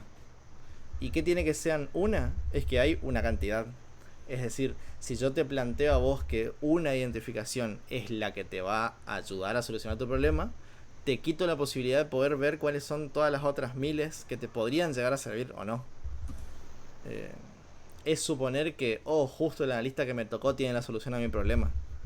Eh, Suponer que la identificación es el fin del análisis. Porque si no, si vos tenés problemas de trabajo, tendrías que buscarte entonces un psicólogo laboral. Eso es lo que dice la psicología. La psicología te dice que vos tenés que ubicar el profesional de la psicología que tenga la identificación del punto al cual vos querés llegar. Que es el consejo bastante moderno que se escucha ahora de nunca escuches consejos de alguien que no está en el lugar al que vos querés llegar. Qué boludez. Entonces, Messi no tendría que escuchar a ningún director técnico porque ningún director técnico ganó un mundial nunca. En ese sentido es ilógico pensar que solamente vos tenés que escuchar a quien está en el lugar que vos querés estar. Claro. En ese sentido Imagínate si Messi le seguía los consejos a Maradona. claro, es tontísimo pensar entonces ¿quién aconseja al que da el consejo a todos los otros? Es suponer que no hay que no hay otro del otro, digamos. Que el otro no está barrado. Que hay alguien que tiene la solución a todos los problemas del mundo. Bueno, pero un poco también el ser el supuesto saber Uh-huh. nos pone al principio en esa, Sí, sí, sí. pero es lo que se remarca siempre que hay Sí, sí, que sí. luego salirse de Si ese vos lugar. nunca haces que el supuesto saber caiga, el análisis nunca va a terminar. Entonces vos ahora pasaste de intentar curar al paciente a empezar a enfermarlo. Que es un poco, uno está cargando el teléfono, si uno sigue cargando el teléfono después de que el teléfono está muy cargado, eso jode a la batería. Un poco pasa eso, digamos. El dispositivo funciona para decrecentar el malestar, pero si en un momento el malestar empieza a acrecentarse porque el paciente dice estoy repodrido de venir a análisis porque pago y no trabajamos nada, entonces hay un problema del analista. Por eso yo siempre que escucho o colegas o amigos que dicen, sí, yo estoy haciendo análisis hace 5 o 10 años, me parece un espanto porque es un descuido de los profesionales tener a pacientes durante tanto tiempo sin que esos pacientes vean algún tipo de cambio. Sí. Es como hacerte la depilación definitiva durante 5 años y que el pelo te siga creciendo. Es como, ¿qué estamos haciendo? Hoy estoy ahí interdisciplinario, intersectorial también. Me fui al ajedrez, a la depilación. Pero bueno, por suerte no hay nadie ni un cosmetólogo, ni un podólogo, ni manicurista casi. O sí, no sé. No, no sé, yo. Agustina era y se fue. Dijo yo no voy a escuchar más estas cosas de pedicurista y manicurista. Bien. Después, otra cosa que Frisera nos advierte a partir de la lectura de Ferenczi es la posición del analista en función de nuestros pacientes. Por ejemplo, el lugar que viene a ocupar. Dice Frisera. Otro cuestionamiento es el lugar de saber. Nosotros, como decíamos hoy, no somos ni maestros de escuela, ni médicos, tampoco somos padres de nuestros pacientes. Entonces no podemos ubicar al niño ni como alguien inferior a nosotros, ni como alguien superior, ni como un par. Entonces ustedes dirán, bueno, ¿dónde lo ubicamos? Dice, el analizante no es ni un par, el analista no es un niño, ni es un espejo del pequeño, que esto es lo que decíamos recién, Cristian. No funciona como alguien a quien el analizante deba copiarse, ni tampoco un grande que, aprovechándose de la debilidad o indefensión de los niños, intente modelarlo a su imagen y semejanza. Ahí está un poco la idea que decíamos recién. Educador. Claro, claro, como darle buenos valores.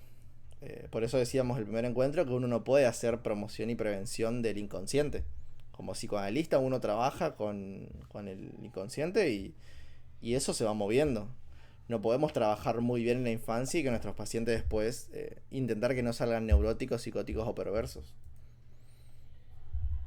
Por eso dice, la priorización es del saber inconsciente que lejos de ser preconcebido, sorprende y habla de la actitud expectante del analista. Yo no puedo suponer que todas las palabras que mi paciente me vaya a decir yo ya las conozco. Porque estoy en un gran problema. ¿Para qué hablo con mis pacientes entonces? Si ya sé todo lo que me va a decir, listo, le receto algún medicamento y que vaya y que lo tome cada 8 horas. El psicoanálisis no es prescriptivo. Yo no le puedo hacer una prescripción psicoanalítica. Hay la prescripción médica, porque el médico sabe que si te da, qué sé yo, ibuprofeno cada 8 horas, capaz que te cura de lo que te está pasando. Pero el analista no le puede decir, che, mira, leete un tomo de Freud cada 8 horas y curate. No funciona así, porque no es prescriptivo el saber del inconsciente. Es productivo. Hace cosas. No está predeterminado lo que se va a producir. Si estuviera predeterminado, estaría en el lugar de copiar las identificaciones del analista. Yo como analista de parejas te puedo ofrecer esto. Yo como analista de adultos te puedo ofrecer esto. El psicoanálisis no trabaja, digamos, en esa dinámica de diferenciarse tajantemente como analista de niños, adolescentes, adultos. Los psicólogos hacen eso. Y los psicólogos creen que hay analistas de niños, adolescentes, adultos. Pero el psicoanálisis no se divide evolutivamente, digamos. Ahora cuando estamos estudiando clínica con niños, y ustedes me dirán, ¿pero por qué existe? Existe porque en nuestro país, vos para ser psicoanalista tenés que ser psicólogo o psiquiatra. Pero no es porque el psicoanálisis tenga de por sí esas estructuras evolutivas, digamos.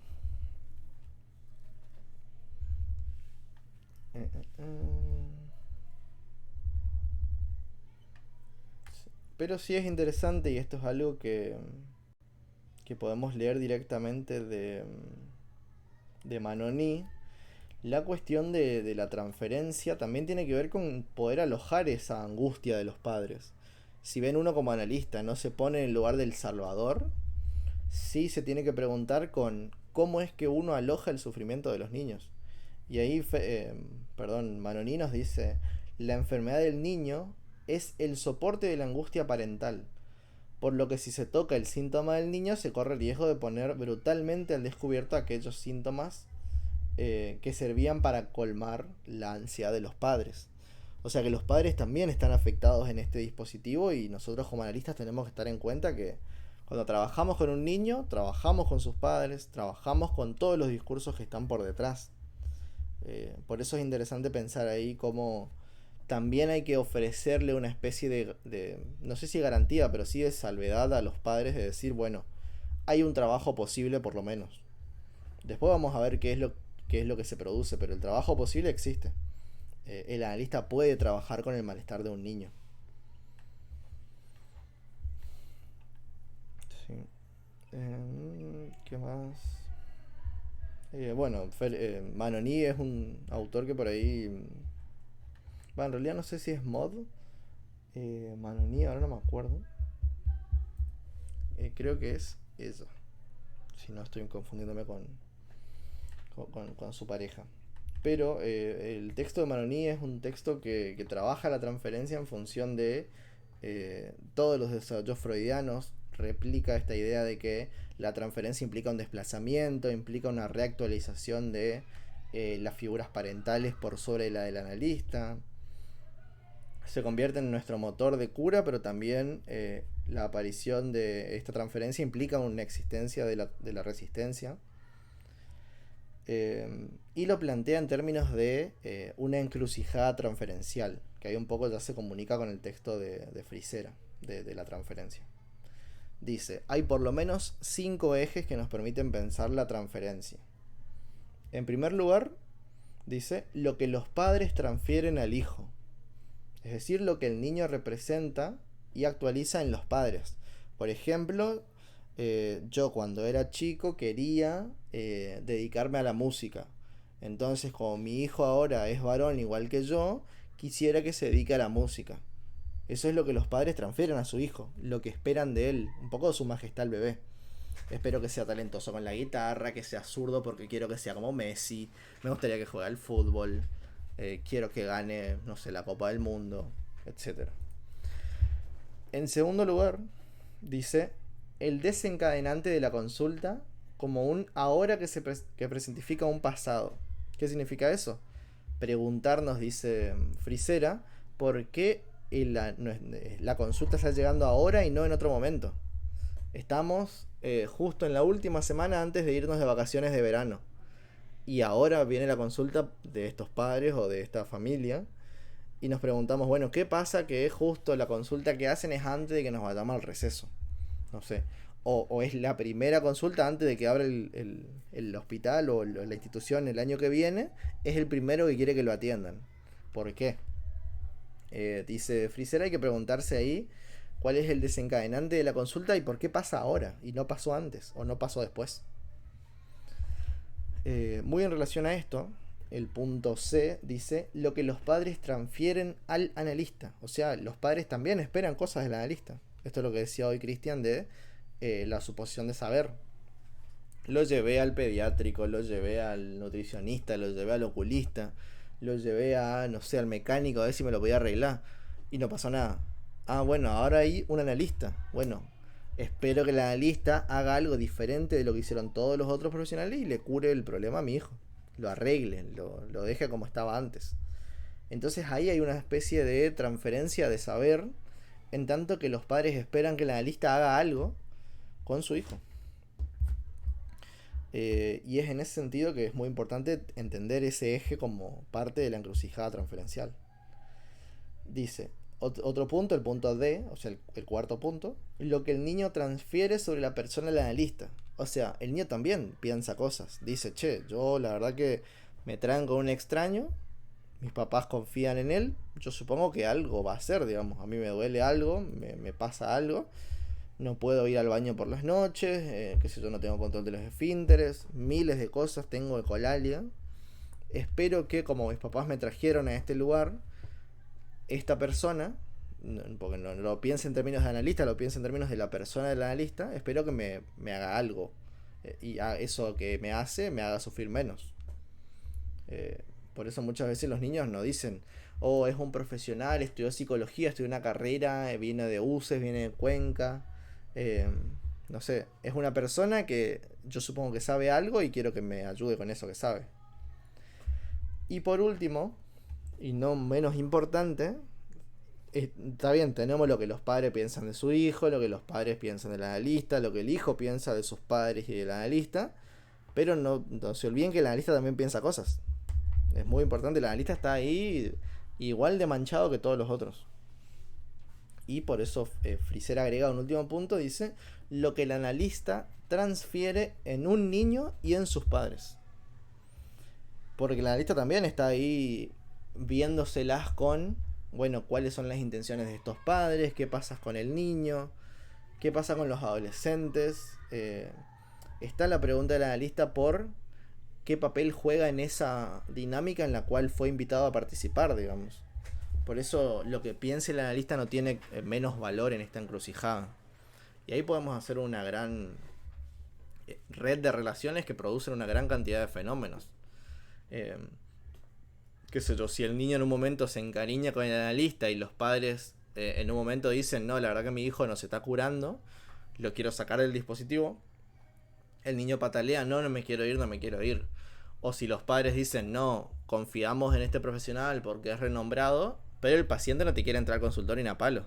Dice, no, yo con ese extraño no me voy a quedar 2 horas, vení, llévame. Es lo que pasa cuando el primer día de jardín, por ejemplo.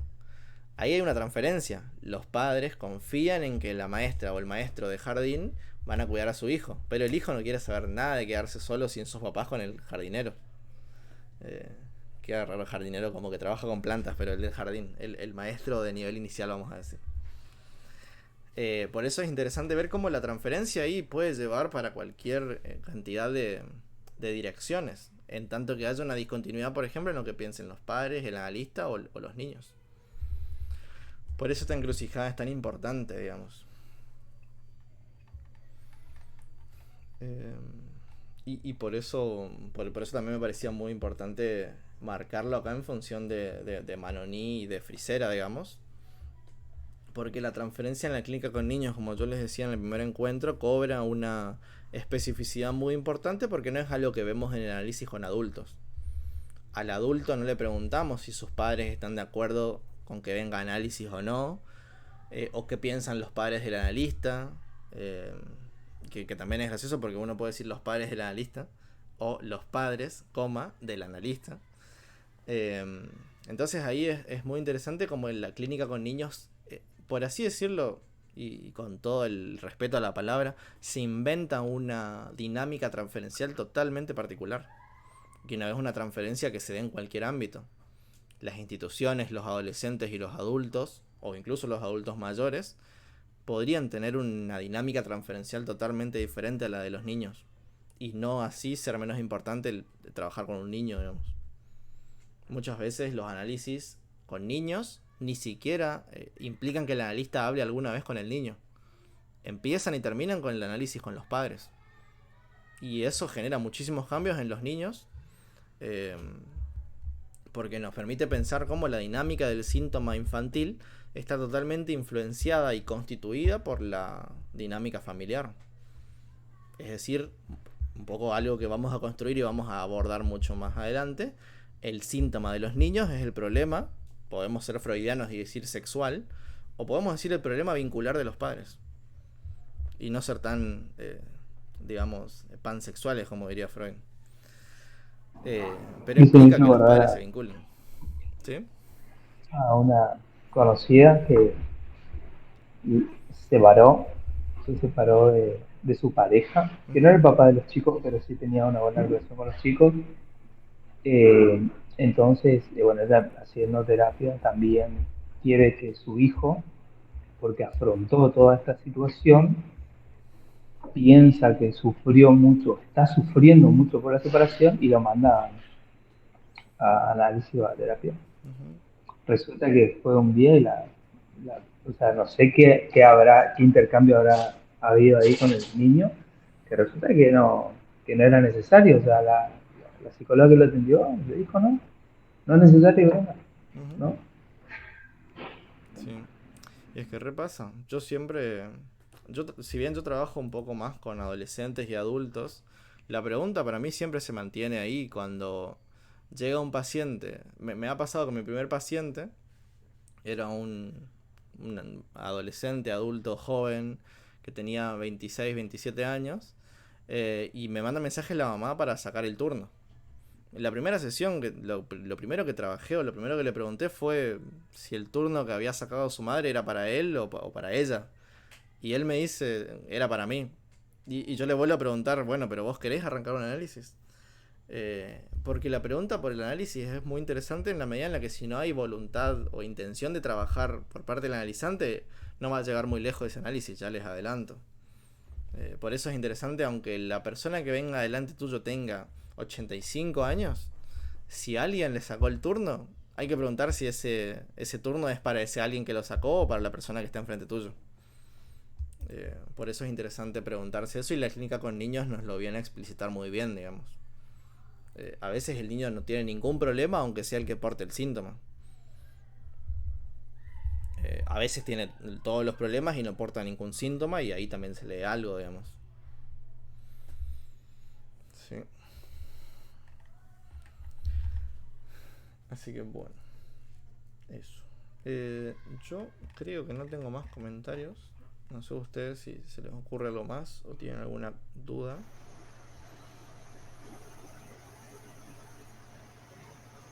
No, para mí no.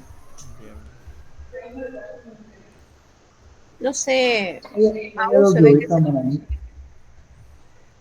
Manoni, perdón, que habla al principio del texto, como que habla de ese discurso, que es el discurso del otro, que es un discurso alienado. Ujú.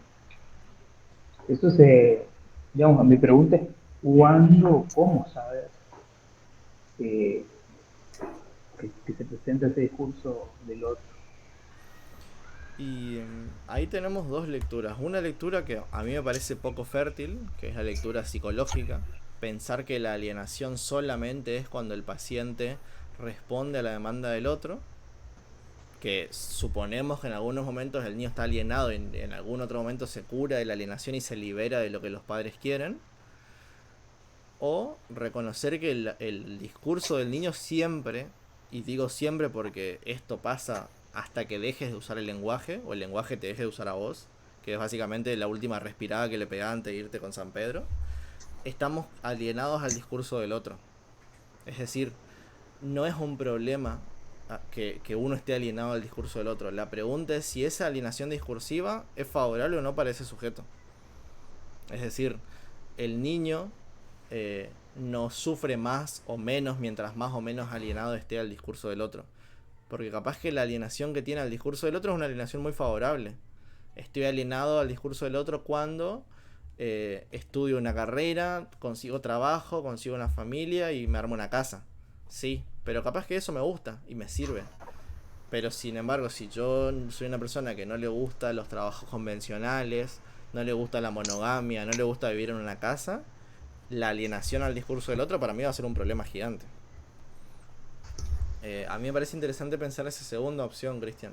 La de que el discurso del niño siempre está alienado, porque alienado significa dependiente de. Y el discurso del niño siempre va a estar dependiendo de sus padres, porque son ellos los que les brindan las herramientas para la introducción al lenguaje. Es Buenísimo como... lo que ¿Sí? marcas. Pero también arranca con el tema de que los padres traen ese discurso del otro. Y no sé si eso se refiere a todo lo que hoy también tocaba, que era el diagnóstico. Sí. Si eso es el discurso del otro, que los padres a la primera entrevista traen.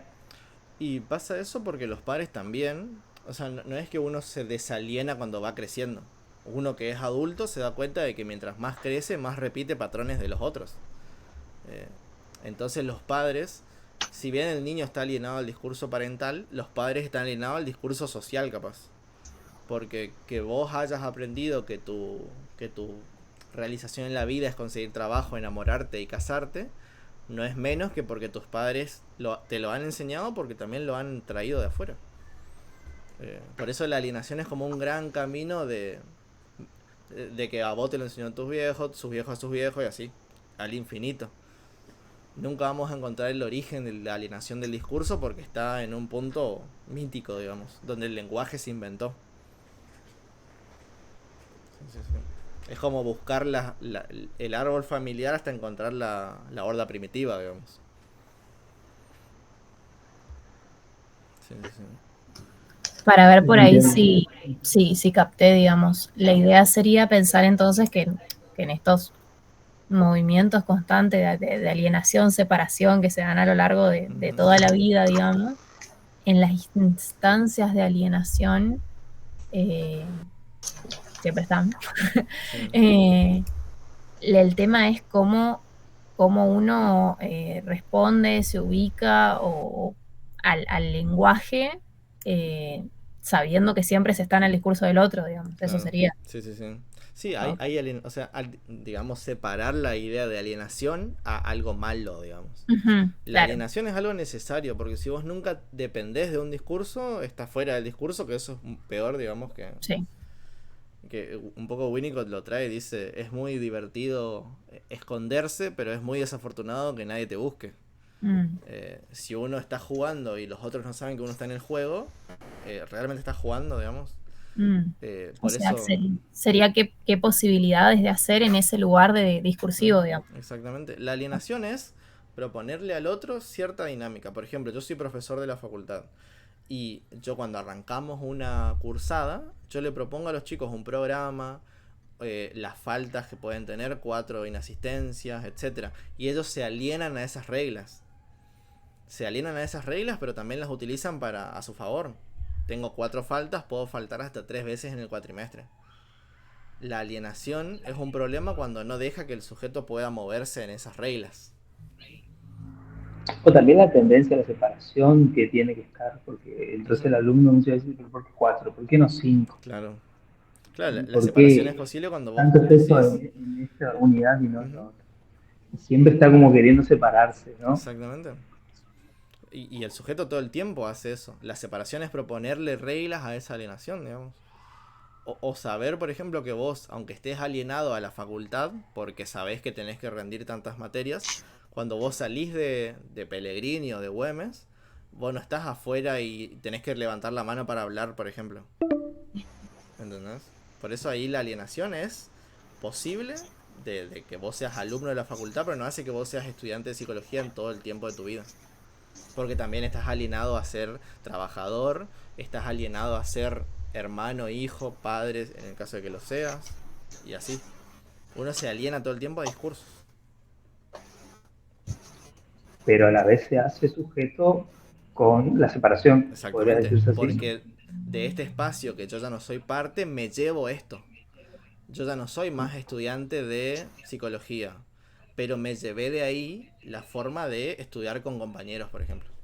Me aliené a ser estudiante y me llevé solamente lo que me servía, que es conocer a Lucía, por ejemplo, que fue mi compañera de cursado. Y ahí algo de la alienación, a partir de una separación, se produjo algo. Sigo siendo amigo de Lucía, aunque los dos ya no seamos estudiantes de psicología. Y así la alienación y la separación funciona literalmente todo el tiempo. Sí, sí, sí. Y nos volvemos a encontrar en este espacio estudiando juntos desde otro lugar. Sí. De hecho, el otro día hablábamos de esto, de que ellas se sumen siendo ya colega y decíamos que loco porque cuando estudiábamos en la facultad teníamos la misma dinámica, pero estudiábamos otras cosas. Es lo que decía recién al inicio, Lucía. Leí este texto y no me acuerdo de qué se trata, digamos. Y ahora lo lee de otra forma. Sí. Y así muchas cosas. Pero bueno, gente. Vamos cerrando. Así ya les libero. Ya se fue Cristian, ¿no? Bueno, nos vemos, chicos, que estén bien, ¿eh? Bueno, nos vemos. Hasta Estamos en contacto por el grupo, Luego, cualquier chao, cosita. Lucy. Chao, chao. Bueno, Chau, chao. chau. Nos vemos.